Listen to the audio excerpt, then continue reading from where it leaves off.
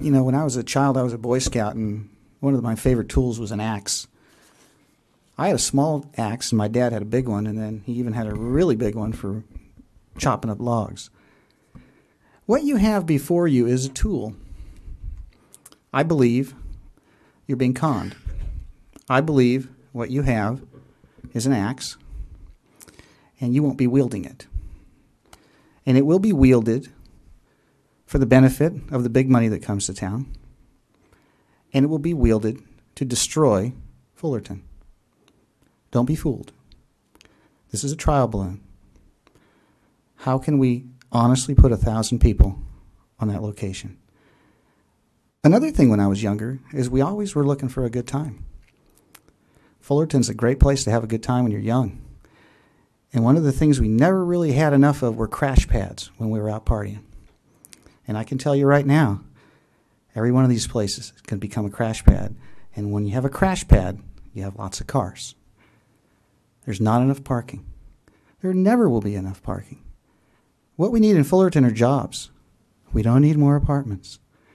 This is a sad, if not horrific, indictment of our Chamber of Commerce's failure to attract businesses, to renew and maintain our tax base, which is dwindling as we speak. This is a one-time shot on the arm with your developer fees.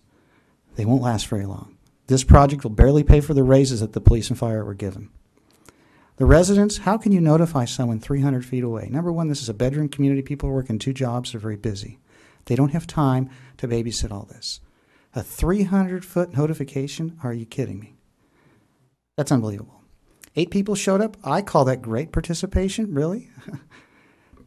Ladies and gentlemen, please don't hand the hatchet over to the developers. We have checks and balances in place in this city for a reason. We vote and elect people for a reason. We need to be represented, and we have to have oversight. And if we hand this axe over, and this is the biggest axe I've ever seen in my life. You may have disguised it with a smaller handle, but it's got a huge blade on it. This will carve up this town. I've heard it verified tonight. We can add to this. We can make the blade bigger, and we can aim it at more spots at will. We cannot relinquish the checks and balances that Fullerton has in place right now. Our roads are a disaster. There is no water. I understand that if you build it, they'll give you more water, which basically proves the falsity of our drought situation and the water supply and the water delivery issue. And I also understand this is a study session and it's not an action item. But don't fall for it. Thank you.